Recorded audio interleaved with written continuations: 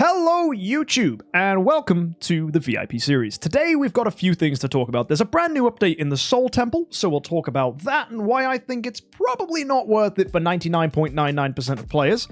And also, we're going to be taking a look at Star Expedition. Check out Asmodel. You might remember last time we were on the VIP series, we got some good rewards, and he's now looking real juicy as a Divine Power 4 hero. Very good. But he does have 25 million attack, pretty much. He's massive. That's partly because Asmodel's a tenant for him and Asmodel's an S tier. Very exciting. So we'll start today by talking about this new update and what that's actually going to mean for whales or budget players or whatever. And it might change in the future, obviously, as DH Games add things. We might find the Soul Temple update that we currently have gets better. Maybe it gets worse. Who knows? But we'll talk about this. I'll talk about Star Expedition, and we'll talk about something else they've even added with Awakened Heroes as well. So, start off with the Soul Gathering statue. The way this works, we go ahead and disassemble any hero from basically any degree of power. It could be E heroes, as long as they're awakened, we destroy them, and we get different degrees of points. Now, these points are depicted here in the charging progress, and you'll immediately notice there's big jumps depending on the level. Most significantly is the jump between D+ and C-. D+ is disassembled for 70 contract story gems, and they give you 100 charging progress. For context, a charging progress is what gives you these powers, and 100 charging progress gets you 1 point of power. C-, though, they get you 450. That's a massive jump because C- are worth 100 contract story gems. So a minuscule increase in contract story gems for a massive increase in charging progress. And when it comes to comparing contract story gem value for charging progress, C- give you a 4.5 ratio. So you can get yourself 4.5 charging points for the 100 contract story gem investment. For a C, it's a 4 ratio, so it's not quite as many. And for a C+, it's also 4 in return, because C+ cost you 200 contract story gems, C's cost you 150, C- cost you 100. So the C- are the best. They're in fact better than any other thing you see here. So if you are going to go for this, C- are the way to go. But you could ask yourself, is that even worth it? Well, these charging points can be added to any hero you have, and it changes depending on the degree of their awakening tier, and not just that, but also just their internal power as well, depending on what their awakening points add up to. So if you look, my A+ Ailmac can get 4,000 points, my Asmodel can get 5,800, this A- can get 2,681, and you can see it's going to be different from account to account to account. If you just look, Halora here gets 1,629, whereas this Freya gets 1,527. It just depends on how improved they are. Now, you're probably not going to be hitting that much power that you can invest in a hero, but when you do add this in, you gain attack, you gain HP, and you gain speed. Now, this is important if you want to improve the base stats of a hero to give them generally more power. But is that actually worth it? Well, if you consider that 1 C- gets you 4.5 charging points, you're probably wondering, how much do I gain from a charge point? So, just for example's sake, I am going to disassemble my Gurk right here to show you how many charging points just 10 are going to give me. So let's go ahead and throw this down on, let's go with just my Asmodel, because I like using him and he's very fun. So if I start adding this stuff in, look at that, 1 point is just getting me +1 to attack. So that takes me from 8,812 to 8,813. And you might eventually get speed in here if you're lucky. I think you're going to need to get 10 for speed to go up. Oh my word, that my speed hasn't even gone up at all. That's wild. And those bonuses aren't going to do very much at all. So that's a whole B- hero I've just thrown in the bin. I want you to look at Asmodel's attack right now. That's 12.5 million, okay?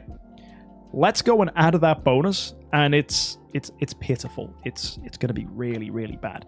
So we go to the Asmodel, we add these 10 points in, I press confirm, there you go, 12.5 million becomes 12.5 million. It really doesn't do very much at all. You need to destroy a colossal amount of heroes to be able to get a ton of points. And that's not really worth it, in my opinion. The degree of contract story gems you need to get those C- to destroy this would be way better invested in the treasure train.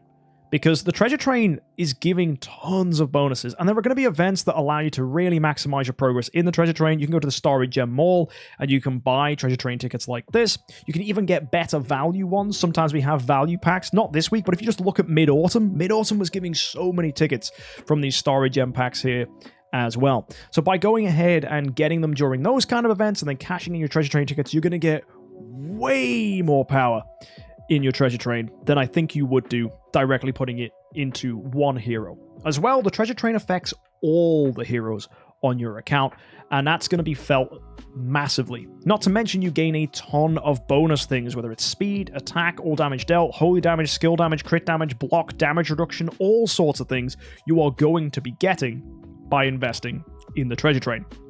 And I think that means that anyone who's looking to go and improve the soul gathering statue is just something to just dabble in.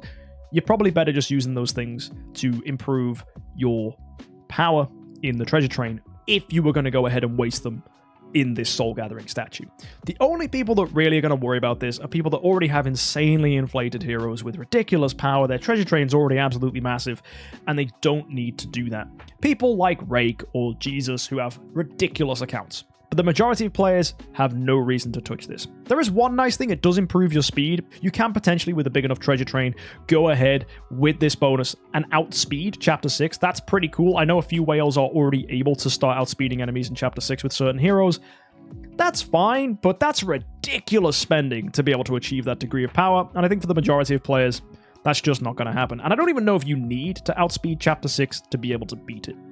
At least, I don't think you'll need to once more Destiny improvements are added to the game and people's powers are getting ridiculous. Not to mention, most players aren't even at Chapter 6. I'm there at the start, and I'm in the top 85 of players on Android. Right? And I wouldn't even call myself the biggest of whales. I'm VIP 12, I'm not even VIP 13. And I'm not even thinking, as a VIP 12 player, that the Soul Gathering statue is going to be good value. So I'm not going to consider this. However, what I would say is the devs have added something pretty cool. Now, you might not have seen, it's a new little sneaky update along with this new little game mode in the Soul Temple. It's called Hunter's Focus. Let's see if I can find a copy with it on. There you go. Hunter's Focus is an ability added only for S-tier heroes, and it grants you 30% damage dealt if your crit is above 50%. You can see it at the bottom here on this Vesa copy. They've also added Ship Crusher. This increases the damage dealt to enemies with shields. So that's quite cool in PvP if you're fighting people like Alamak, which almost everybody in PvP is running. So that's a nice little counter you can do there to deal more damage to those opponents. So I think these will be two very impactful abilities that'll make people who want to compete heavily in PvP invest more in S-tiers if they weren't already. And I think it's going to allow people to deal a little bit of extra damage in things like Star Expedition, and it's going to make S-tiers more attractive, because the big things were Giant Killer and Defier, and you could get that at A-. Well, now you can get this only on S-tiers. So I think the price of S-tiers is going to rapidly increase because they've suddenly become a lot more viable than their A- counterparts, for example. That's not to say that Giant Killer and Defier are bad. No, they're fantastic abilities. But having something else that an S-tier can have sets S-tiers above those normal heroes. So, before we go ahead and show you how my Star Expedition is going to go, we're going to see if we can find Hunter's Focus and something like that. Now, granted, this is going to be hard. My Asmodel has 4 incredible bonus stats. 220% skill damage, 33% holy damage, Giant Killer, which effectively doubles our damage against high HP enemies, and Defier, which gives me an extra 30% damage dealt if their HP is nice and high. I mean, I'd love to go ahead and throw in Hunter's Focus as well, but it's gonna take some hammers to find it. So folks, it's gonna be risky and probably a huge waste of hammers. But today, we're gonna go and see if we can get some. So, call me a moron, I'll happily take that insult. We're gonna go ahead and buy a bunch of hammers to do this. Here we go, Soul Purification. Oh, I already have 7 hammers sitting around as well. That's going to be wild. Okay, we don't want that. No, we need Giant Killer, Hunter's Focus, some other things. The odds of this are really slim. It's going to be hard to find it. In fact, Noah, who is my guildmate and friend, said, don't you dare ever replace this Asmodel. Well, I'm doing it. And I'm going to see if we can find something better. And it's going to be flipping hard. Interesting. Holy damage, skill damage, Hunter's Focus. If armor was Giant Killer, that would be an absolute god roll. We're not saving it, though, as it doesn't have Giant Killer. We really need Giant Killer in this. And it's going to be hard to find. Well, that's already pretty good. It's not better than what I've already got. But Giant Killer to fire crit damage, that's... I got it again! I got Giant Killer to fire with a damage stat. That's fun. It's not what I want, but it's fun. Come on, 5 more. To fire, okay. It's not what we want. Divine Block, no thank you. A lot of purifiers and immunities there. Oh, Ship Crusher. No, don't need that. And 2 left. Holy Armor, nope. And last one. Giant Killer crit damage. No thank you. Very cool rolls came through there. I liked the Giant Killer to fire crit damage one. That was pretty fun. But I didn't get Giant Killer Hunter's Focus. So, folks, you know the drill. We go back to the Story Gem Mall, we buy some more hammers, and we try again. I find it really ironic how I was literally bad-mouthing the new update for being bad value on Contract Story Gems, but here I am wasting Contract Story Gems chasing something that's really, really low probability of happening. But hey, if I do get Giant Killer to fire Hunter's Focus, it's pretty cool. Either way, we got to fire Hunter's Focus, control immunity block. That's not as good. That's not as good either. Come on. Can we get the God roll? I'm hoping for it. That's a lot of things. Crit damage to fire, Holy Armor, Divine Block. A lot of underlined abilities. Not the ones we want. Giant Killer Armor Break. No thank you. That's a lot of immunities, but not what we need. Hunter's Focus, Holy Armor. Okay.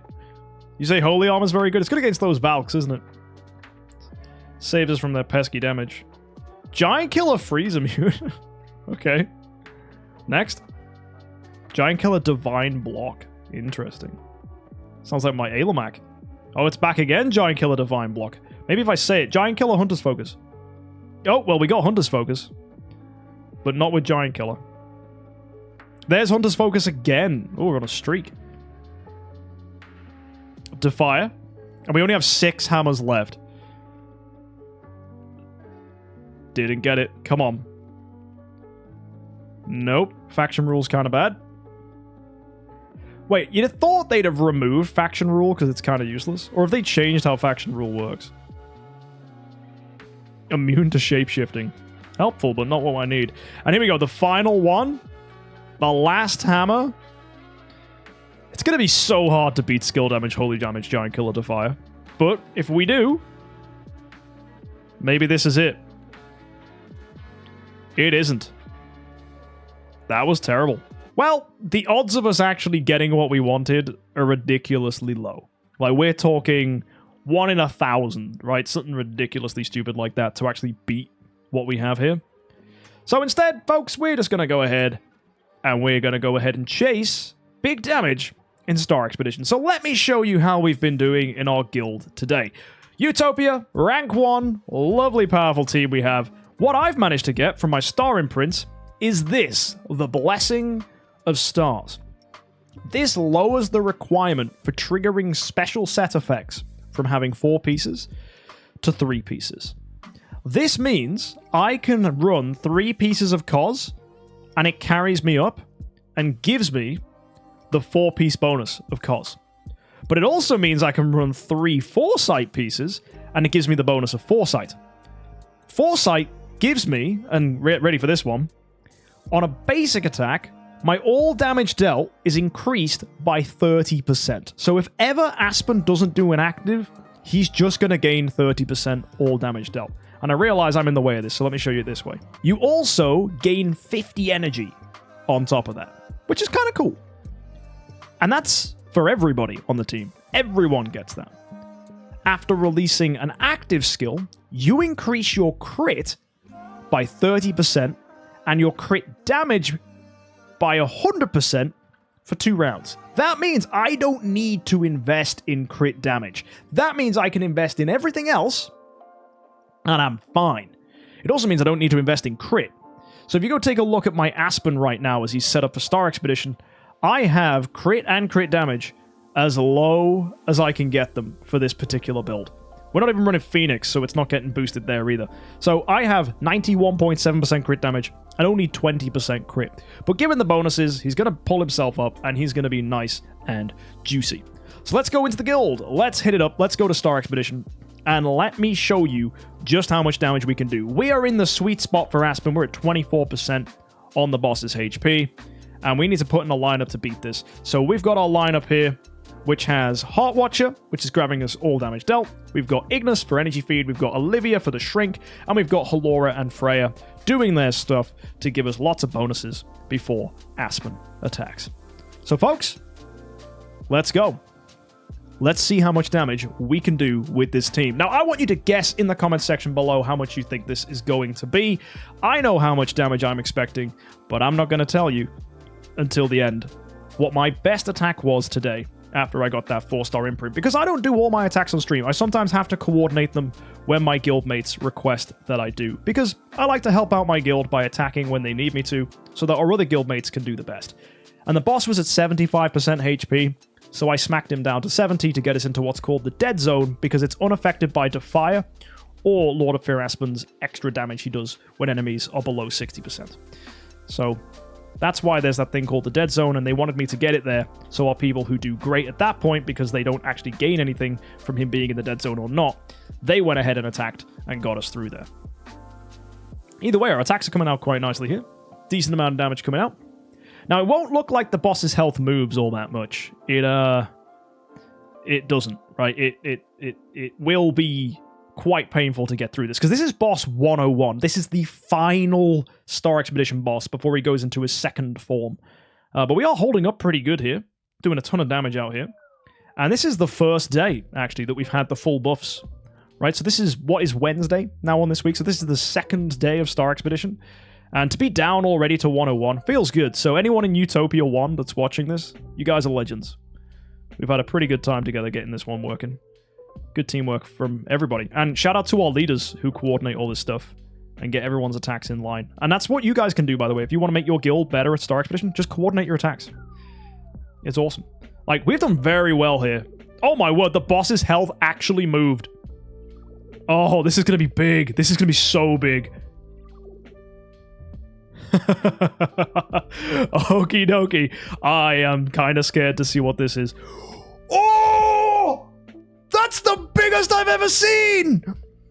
5.71 e to the 16! That's massive! Oh! Yikes! Like as frick! I want to swear so bad. Can we beat that? I don't know, but how much did that do to the boss percentage-wise? That was a whole 2%. It doesn't even sound like a lot. We got 3 more attacks to throw down on this guy. Having 2 full set bonuses is lovely. Why not Asmodel? Oh, I don't know. I think it's because he's wearing a flag and he's being a tenant. We don't need Asmodel. He's in the house. He's just making Aspen super big. Oh no, Aspen got silenced. Oh, come on, dude. Don't let me down. Biggest damage. Oh, you got silenced again? Aspen, look, you just showing off? Like, what's he doing? Come on, man. We want to see big numbers. 3 rounds in a row? What is this RNG? Get out of town. No. So, let's go see. How much damage have we managed to do to this guy? Ah, that wasn't as much. I think it was those big silences at the beginning. It kind of gave us a lot of opportunities to have a lot of our ramp up pulled away from us. Still not bad, though. We did pretty decent damage. Still, e to the 16 is always a good time. Next attack. Here we go. Let's see if this one is going to be as big. I'm hoping for that big, juicy 5 e to the whatever. Love to see it.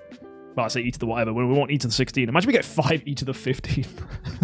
I'd cry. So Wolf's being pretty good here. No? If you don't know, Wolf gives you armor break, precision, and extra damage against bleeding enemies, which is nice. Yeah, we do get silenced sometimes on the Aspen, which is annoying. But that's just luck, right? At the end of the day, that's just whether you get unlucky or lucky here. And actually, if you don't get horrified, Aspen will do a basic, and that basic attack will improve his all damage dealt by 30%. because of the foresight bonus we have. So it's not terrible if we get silence but not horrified. It's still a lot worse than, you know, actually having 0 crowd control on Aspen, because that's obviously the better scenario that you do an active skill, but I don't think this one's going to be as good either. We did get quite a late silence here, which is annoying. So I'm imagining this one's going to be quite low as well. This feels like it's been a pretty uneventful run, but a lot of Star Expedition does come down to good or bad luck. The boss's health bar did move though, so maybe we are looking at maybe 2 e to the 16, but I'm imagining it still wants something. Nope, there you go, 2 e to the 16. Yep, kind of expected. So one more attack. Will we ever get 5 e to the 16 again? Will we break it and get 6? Who knows? Here we go. And are these silenced because he goes 3rd? Yes, so we are triggering the boss's reactive attack, which has the ability to crowd control. That never happens for your 1st and 2nd hero. It only happens if you're less than that. Oh my word, the boss went big?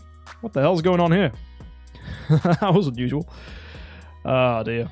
Yeah, our speed order's kind of messed up right now because Freya's core's kind of mucking with stuff.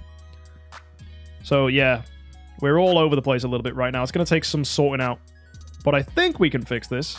Yeah, I think we're okay now. As long as Halora goes first here. Sorry, Freya goes first here. Yeah, we're good. We're back in sync. A little bit weird. But yeah, we're good. We're fine. But so the reason we run Aspen 3rd, yes, there's a chance he gets silenced, but it allows Freya and Halora's buffs to go off before Aspen does an attack. And there's no way you can make Freya super duper slow, unfortunately, because she is always going to buff her speed. There are some things where you go, oh, you know what I'll do? I'll make Freya, I'll make Freya slower, but you kind of really want Freya's active skills. They're really, really helpful for buffs and survivability. So, yeah, you want Halora and Freya to go first. Just because they're so consistent. So you don't want them to get silenced. But obviously, you know, it kind of sucks if what just happened there happens to you. Like 2 rounds of silence in a row on Aspen. It's not good. Kind of sucks. Oh, 3 rounds? No. What is this bad luck?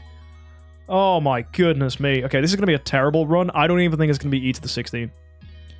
We'll be lucky to get 1 e to the 16 here. Like, we missed 2 of our biggest rounds.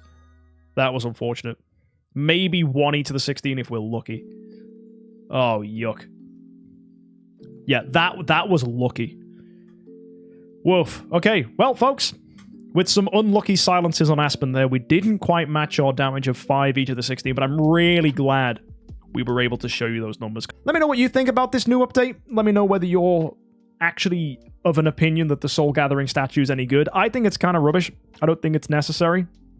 And I think you're actually best just using your contract story gems in the treasure train during treasure train events and using them to buy value packs and do galas and things like that. I actually don't think there's any reason to go ahead and like keep hero copies around to destroy them in the Soul Temple. It seems weird and kind of pointless, and the stat bonus doesn't actually seem impactful enough to justify.